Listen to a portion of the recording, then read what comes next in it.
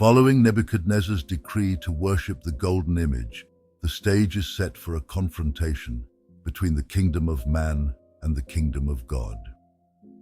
As the sound of music fills the air, the multitude bows, yet three figures remain standing: Shadrach, Meshach, and Abed-Nego.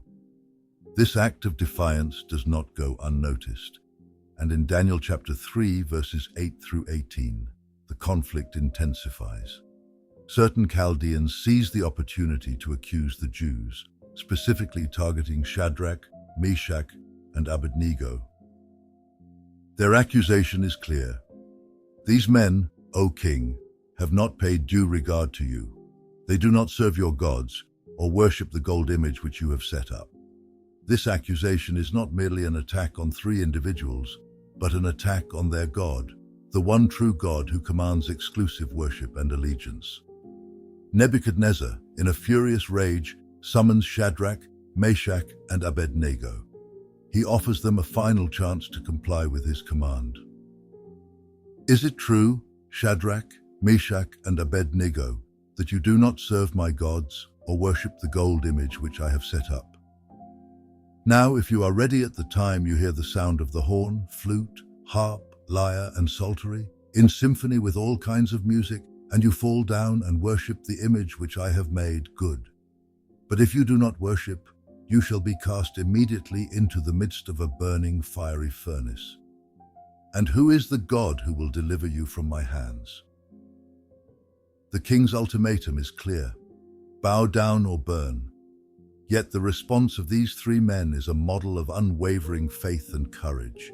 They answer, O Nebuchadnezzar, we have no need to answer you in this matter.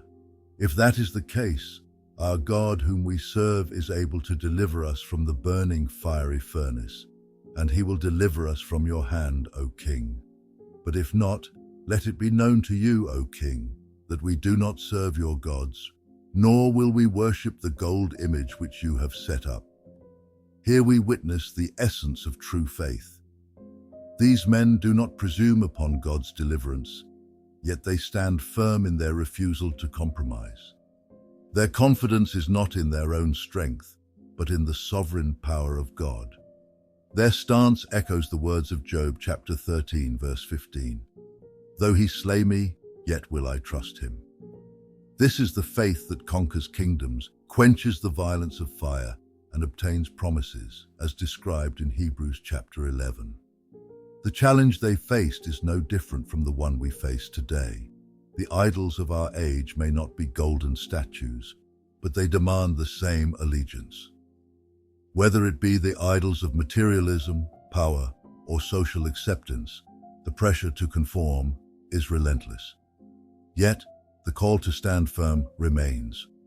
Romans chapter 12, verse 2 exhorts us, do not be conformed to this world, but be transformed by the renewing of your mind, that you may prove what is that good and acceptable and perfect will of God.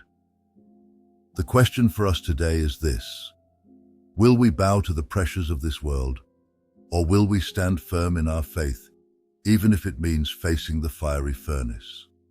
Our God is able to deliver us, but even if he does not, we must resolve to serve him alone. This is the call to radical, uncompromising faith. It is the call to stand firm in the face of persecution, trusting in the sovereign God who is able to save. As we continue in this narrative, we will see the miraculous deliverance that God provides. But let us not miss the crucial point. The faith of Shadrach, Meshach, and Abed-Nego was not contingent on their deliverance. Their faith was rooted in the unshakable truth of God's sovereignty and faithfulness. May we be found with such faith, standing firm, unyielding, and resolute, knowing that our God is able and that his kingdom will ultimately triumph over all.